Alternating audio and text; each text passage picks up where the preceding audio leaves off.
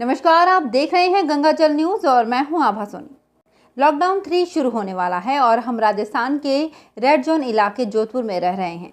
जोधपुर जिले के लोगों को लॉकडाउन 3 में क्या सुविधाएं मिलने जा रही है और क्या पाबंदियां रहेंगी, कौन सी दुकानें खुल सकेंगी और कौन सी नहीं खुल सकेंगी, उद्योग व्यापार को लेकर इसमें क्या बताया गया है, ये एक ऐसा सवाल है जिसे हर कोई जानना चाहता है।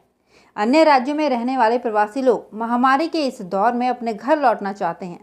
कलकत्ता आदि क्षेत्रों में रहने वाले प्रवासी बाप और सांवरा व फलौदी के लोगों ने गंगाजल न्यूज़ को संदेश भेजकर इस संबंध में जानकारी चाही थी। इस संबंध में आज गंगाजल न्यूज़ के संपादक ताराचंद नागर ने एसडीएम यशपाल आहूजा से विस्तृत बात की और उन्होंने भी प्रत्येक सवाल का जवाब दिया। ये बातचीत प्रत्येक व्यक्ति के लिए बहुत उपयोगी और जानकारी परक होगी, ऐसी हमें उम्मीद है। आइए पूरी बात सुनते हैं और उस पर मनन करने का मन बना लेते हैं। एक महत्वपूर्ण बात जो उन्होंने कही, अब आपको ही कोरोना से बचना है।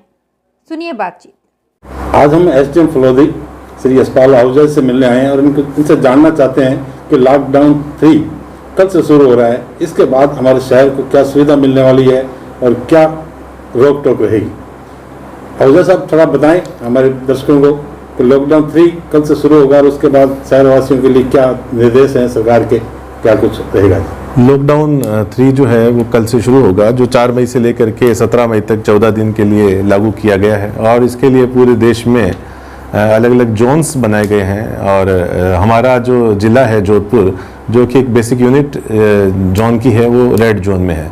रेड जोन में बहुत सारी गतिविधियां अभी भी रेस्ट्रिक्टेड हैं और लोगों का मूवमेंट में भी काफ़ी तरह के रिस्ट्रिक्शंस लगाए हैं, जैसे कि नाई की दुकान, salon, parlour, gym, school, college, theatre, शादी ब्याह, ये सब प्रोहिबिटेड हैं। इनमें अभी गतिविधियां ऐसी करने की ज़रूरत नहीं है और इनकी कोई परमिशन भी नहीं दी जाएगी।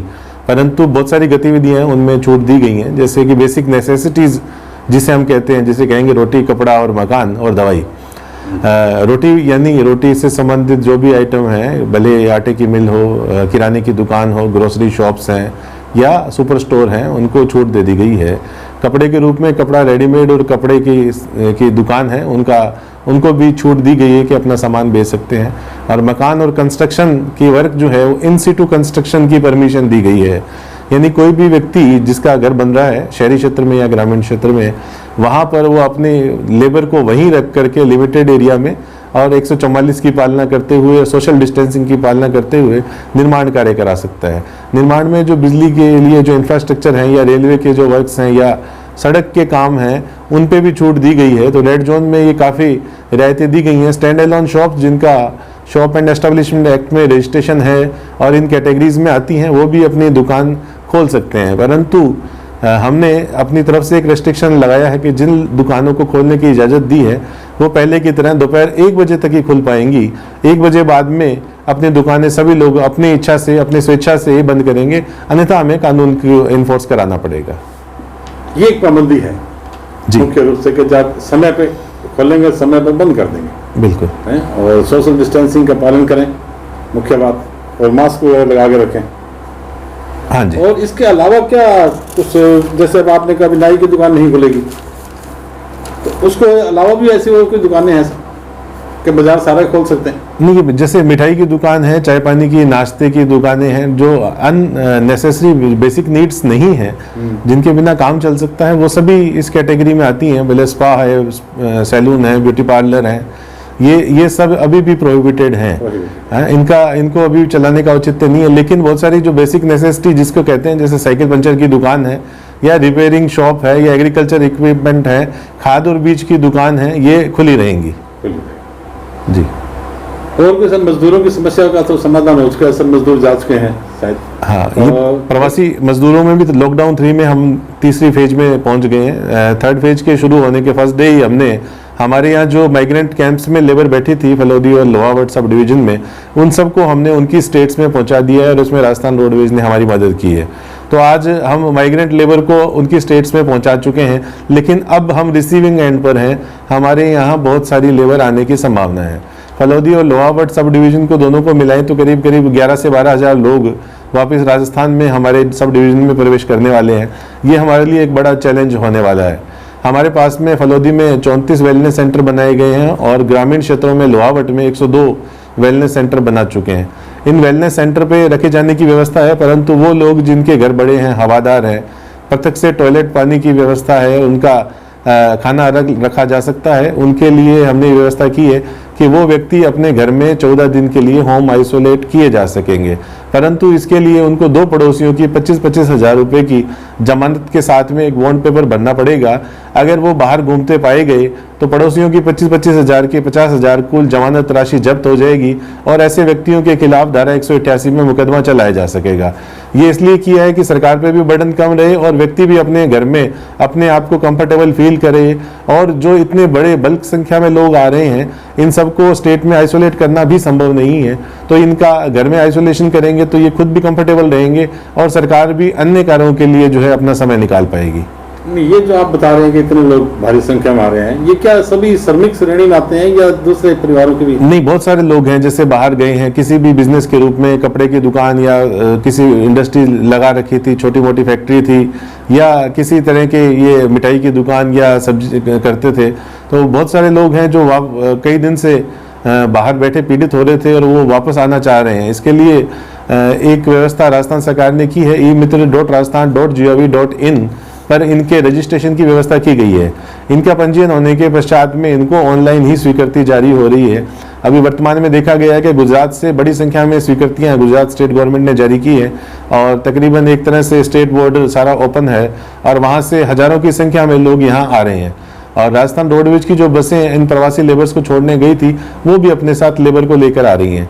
तो हम राजस्थान रोडवेज की चेक के बस स्टैंड पर और सभी गांवों में एक चेक पोस्टों का निर्माण कर रहे हैं और इन चेक पोस्टों में जो भी व्यक्ति कहीं से भी आएगा उनको शहर में, गांव में, घर में घुसने से पहले ही वहीं पे उनको बाउंड डाउन कर देंगे कि अगले 14 दिन बिना परमिशन के कहीं भी नहीं जाएंगे और अपने घरों में 100% आइसोलेटेड होकर के रहेंगे। नहीं तो वो रहेंगे ही सर, इसकी क्या गारंटी है? नहीं, अगर कानून की पालना नहीं करेंगे तो अपने खुद को और अपने समाज को और अपने परिवार को रिस्क पे डालेंगे और कानून जो अपनी कार्रवाई करेगा ही। और दूसरा, एक जो नई चीज अभी इस लॉकडाउन 3 में लागू की गई है, बहुत कम लोगों को पता है कि हर 2 व्हीलर पर, रेड जोन जिसमें हम हैं, इसमें 2 व्हीलर पर आने वाले व्यक्ति सिर्फ एक ही व्यक्ति सवार हो सकेगा, उसके साथ में कोई अन्य व्यक्ति नहीं बैठ पाएगा। और 4 व्हीलर की स्थिति में एक व्यक्ति ड्राइवर है तो मैक्सिमम 2 पैसेंजर सवारी अलाउड है। अगर वो खुद ही ड्राइव कर रहे हैं तो एक व्यक्ति आगे और एक व्यक्ति पीछे बैठेगा। तो चौपहिया वाहन में कुल मिलाकर के 3 से ज़्यादा की सैंक्शन नहीं दी जा सकती। और सैंक्शन मांगने के लिए बहुत सारे लोग मेरे पास आते हैं कि बॉम्बे में कुछ फंसे हुए हैं, मुझे सैंक्शन जारी करनी है। ऐसा नहीं है, मैं यहाँ से अपने यहाँ से कोई व्यक्ति फंसा हुआ है तो उसको बॉम्बे स्टेट में भेजने की सैंक्शन जारी कर सकता हूँ, या बॉम्बे स्टेट के SDM या कलेक्टर वहाँ पर से उनको भेजने की परमिशन जारी कर सकते हैं। जो दूसरा मैंने रास्ता बताया कि प्रवासी लेबर के लिए e-mitra.rajasthan.gov.in पर जो ऐप बनाई गई है, उस ऐप पर अपना पंजीयन करावें और वो 500-500 के लोट में एक साथ में स्वीकृतियां जारी हो रही हैं। तो वो स्वीकृति स्टेट लेवल से जारी हो रही हैं, वो अपना लिंक वहाँ से करवा सकते हैं। यहाँ से कोई किसी भी व्यक्ति को अलाउ नहीं किया जाएगा कि यहाँ से गाड़ी भेजे और अदर स्टेट को कोई भी व्यक्ति है उसको वहाँ से लेकर के आए। सर एक असद अभी सूरत से मेरे पास मैसेज आए थे कि बाप के कुछ परिवार हैं, भट्टड़ परिवार है, सामारा गांव के हैं, आपके हैं लोकल, वहाँ सूरत में कलकत्ता में फंसे हुए हैं जी। तो वो कलकत्ता से आना चाहते थे, तो मैंने कहा था एचएम साहब से बात होगी तो आपके बारे में पूछा जाएगा, तो वो क्या करें सर? सर इसमें 2 चीज़ मैं बताऊंगा कि पहला तो ये कि जो फंसे होने की डेफिनेशन है, ये लोग इसका बड़ा दुरुपयोग करते हैं। फंसे होने की डेफिनेशन ये है कि वह आप ऐसी किसी जगह रुक गए हैं जहाँ ना छाया है ना पानी है, आपके सिर पे छत नहीं है और आप एक अनकंफर्टेबल पोजीशन में आ गए हैं, तो इसे फंसा हुआ कहेंगे और इसको निकालना हमारी नैतिक जिम्मेवारी भी है। परंतु वो लोग जो अपने किसी काम धंधे की वजह से और अपनी नौकरी की वजह से वहाँ गए थे, उनका घर परिवार है, उनका वहाँ रहने की जगह है, उनके पास राशन पानी उपलब्ध है, उनके बच्चे वहीं उन्हीं स्कूलों में पढ़ रहे हैं, उनके पास में खुद की गाड़ी भी है, ऐसे व्यक्तियों को फंसा हुआ शब्द का यूज़ नहीं करना चाहिए, क्योंकि ये फंसा हुआ शब्द एक बड़ा सेंसिटिव है, एक अपीलिंग शब्द है। और जब इस तरह का शब्द यूज करते हैं तो हमें उस शब्द के दुरुपयोग पर बड़ा उसका नाराजगी हमें होती है। आना चाहते हैं जी, वो हाँ, कहते हैं। अगर कोई व्यक्ति अपने आना चाहता है तो मैंने बताया imitrajasthan.gov.in पे लिंक है और उसमें बहुत सारे लोग राजस्थान के फंसे हुए हैं, वो संख्या लाखों में हो सकती है, परंतु एट ए स्ट्रेच एक सबको एक साथ में स्वीकृति नहीं दी जा सकती। तो 500-500 के बैच में 500-500 के लॉट में वहाँ से स्वीकृतियाँ जारी हो रही हैं और जब जितना जल्दी अप्लाई करेंगे उतनी जल्दी उनको सैंक्शन मिलेगी। तो ये अगर ये सभी लोग चाहेंगे एक साथ हम एक ही जगह एक साथ चले जाएं तो ये पॉसिबल नहीं हो पाएगा। इसलिए मॉडिफाइड 3 जो लॉकडाउन है इसमें रिलैक्सेशन दी है। बहुत सारी दुकानें, बहुत सारी फैक्ट्री, कंस्ट्रक्शन के काम की इजाज़त दी है कि कोई व्यक्ति काम धंधा बंद होने की वजह से जो घर जाना चाह रहा था तो उसको वो डीमोटिवेट हो और जिसका काम धंधा चल रहा है वो दुकान खोल सकता है।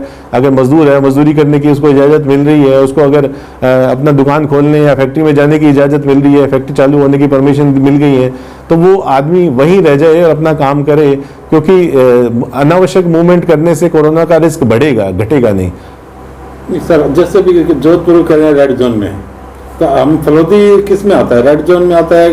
केंद्र सरकार ने जो जोन डिसाइड किए हैं वो उनमें इकाई जिले को माना गया है और जब जिले को इकाई मानी गई है तो हम फलोदी भी जोधपुर जिले का भाग है, तो हम निश्चित रूप से रेड जोन में हैं। और अगर हमें चूज भी करना पड़े कि हमारे यहाँ कोई पॉजिटिव नहीं है, जोधपुर पॉजिटिव है, तो मैं ग्रीन जोन या ऑरेंज की तरफ जाने के बजाय रेड जोन में जाना पसंद रखूंगा, क्योंकि हम अपने आप पर ये रेस्ट्रिक्शंस लागू करना चाह रहे हैं। हालांकि हम रेड जोन में हैं, पर हमें चूज किया जाए कि अगर आप किसको चूज करेंगे तो हम रेड जोन को चूज करेंगे, क्योंकि जितने ज़्यादा हमारे मूवमेंट रिस्ट्रिक्टेड होंगे, जितने हम काम को अपने आप को सीमित रखेंगे और अपने ऊपर पाबंदी लगाएंगे, हम बहुत ज़्यादा उससे सेफ रहेंगे। हमें बिहेव भी ऐसा ही करना चाहिए कि हम रेड जोन में हैं और हमें ऐसा कंफर्टेबल पोजीशन होने की या अपने आप को बड़ा कंफर्टेबल फील करने की जरूरत नहीं है कि फलोदी में कोई पॉजिटिव नहीं है, क्योंकि जिस तरह से माइग्रेशन हो रहा है तो अब हालांकि स्क्रीनिंग की जाती है, परंतु फिर भी देखने में आ रहा है कि 80% लोग बगैर सिम्टम के हैं जो कोरोना के कैरियर बने हुए हैं। तो कभी भी कोई भी व्यक्ति इस तरह का प्रवेश कर सकता है। तो अपने आप को इसमें एक चीज़ जो मैं ऐड करना चाहूँगा कि अब हम जो इस स्टेज में आ गए हैं कि अब हमें हर एक व्यक्ति से, हर एक चीज़ से आपको ये मान के चलना चाहिए कि इसमें कोरोना हो सकता है। अब हर चीज़ को छूते हुए, भले वो पेन हो, भले वो पेज हो, भले वो अपने घर के व्यक्ति हो और या किसी कपड़े को हो, आपने ये मानकर चलें कि इसमें कोरोना हो सकता है। बार बार हाथ धोएं, अनावश्यक हाथ को मुंह पर टच ना करें, नाक में उंगली ना डालें, हर एक समय समय पर बार बार सुबह शाम हाथ धोने हैं और अपने कपड़े डेली बदलने हैं, 2 बार नहाना है और नहाने के साथ में बाल धोने भी कंपलसरी हैं। और साथ में अगर आप बाहर से आए हैं तो ये मान लें कि जैसे अपने कपड़ों में कहीं ना कहीं कोई इन्फेक्शन मान के चलें, अपने कपड़े जूते बाहर ही कुल मिला के खोलने हैं, सीधा स्नान घर में जाना है, बहुत लिमिटेड चीज़ों को हाथ लगाना है, घर वालों से नहीं मिलना, नहा धोने के बाद में पूर्णतः कपड़े चेंज होने के बाद ही आपको उनसे मिलना है, उन कपड़ों को गर्म पानी में डालना है, अपने सैनिटाइज़र का प्रयोग शुरू करना है। क्योंकि अब हम जिस स्टेज की तरफ बढ़ रहे हैं, अब हमें नहीं पता लग रहा, अभी तक हम कंफर्टेबल थे कि फलोदी में कोई पॉजिटिव नहीं है, परंतु हम ये आने वालों के बारे में नहीं कह सकते कि आने वाले भी 100% में इनमें से भी कोई पॉजिटिव नहीं है या उनमें से भी कोई पॉजिटिव नहीं होगा। तो अब हम वो जो बेसिक बातें हमने सीखी थी कि कोरोना से बचने के लिए हमें क्या क्या करना चाहिए, अब उसके इम्प्लीमेंटेशन करने का समय आ गया है। वो सब चीजें से लोग खुद ही समझदार हो जाएं। हाँ, प्रैक्टिकल रूप से आप खुद समझ में हो जाए कि आप एक तरह से अब एक ऐसे युग में एक जगह पे आ गए हैं कि जहाँ कहीं से भी कोई भी अटैक हो सकता है। तो अब आपको अपनी सावधानी खुद रखनी है, क्योंकि अब हम ये श्योर नहीं हो सकते कि अब किस स्थिति में, क्योंकि यहाँ से बहुत सारे लोग जोधपुर जा रहे हैं, कोई मेडिसिन लेने जा रहा है, कोई इलाज कराने जा रहा है, कोई रिश्तेदार को किसी के डेथ पर जा रहा है या मिलकर आया है या वहाँ से कोई आ रहा है। तो अब हम इस बारे में श्योर नहीं होंगे कि कौन पॉजिटिव है या कौन नेगेटिव है। अब हम ये मान के चलेंगे कि अब हमें अपनी सुरक्षा खुद रखनी है, हर एक व्यक्ति से सोशल डिस्टेंसिंग, मास्क की पालना और लिमिटेड रूप से बाहर निकलना। और जो दूसरा शाम को 7 से सुबह 7 बजे के बीच में हर एक व्यक्ति का बाहर निकलना प्रोहिबिटेड किया है, उसकी पालना करनी है। और दिन में भी 10 से छोटे बच्चे को, 65 से अधिक उम्र को, प्रेग्नेंट लेडीज़ को मूवमेंट करने की इजाज़त नहीं है। तो उनकी इन चीज़ों की पालना करनी 100% कंपलसरी है। लिमिटेड लोगों से मिलें, फ़ोन पे बात करें, ज़्यादा से ज़्यादा फ़ोन का या सोशल मीडिया का इस्तेमाल कर लें, अपना मोबाइल किसी को भी ना दें, किसी का मोबाइल खुद ना ले करके बात करें, क्योंकि इन चीज़ों से भी कोरोना फैल सकता है। अपना पेन, अपनी पेंसिल, अपनी जो भी पर्सनल यूज़ की चीज़ें हैं, तौलिया है, बर्तन है, घर में आपका प्रेम है परंतु एक थाली में खाना ना खाएं, झूठे बर्तन का इस्तेमाल ना करें, चम्मच और ये झूठे एक दूसरे का यूज़ ना करें। एक साथ खाना खाने से प्यार तो फैलता है परंतु हो सकता है कोरोना भी फैले, इसलिए हर एक चीज़ का, टॉवल का, कपड़ों का, बर्तन का, सब चीज़ों का अलग अलग रखें और अपना मास्क भी अलग रखें, खुद धोएं और उसको रीयूज़ करने वाला है तो धो करके प्रेस करके खुद ही पहने। बहुत बहुत धन्यवाद सर। मेरे ख्याल से ये जानकारी लोगों के लिए बहुत उपयोगी होगी। सब लोग इसको सुने और गौर करें। इसी में बचाव है, इसी से आप कोरोना से हम बच सकते हैं। धन्यवाद सर। धन्यवाद। विश्वविख्यात देश के उद्योगपति रतन टाटा ने आज एक खूबसूरत बात कही है जो सोशल मीडिया पर बहुत तेजी से वायरल हो रही है। स्क्रीन पर उनकी बात देखें और कल्पना कर लें कि हमारे लिए आज क्या जरूरी है। उम्मीद है आपको हमारी ये चर्चा पसंद आई होगी, तो आप जल्दी से इसे लाइक कर दें और अगर अभी तक आपने गंगाजल न्यूज़ को सब्सक्राइब नहीं किया है तो इसे सब्सक्राइब कर लें ताकि हर नई अपडेट हम आप तक पहुंचा सकें। और आप कमेंट बॉक्स में कमेंट भी कर सकते हैं। धन्यवाद।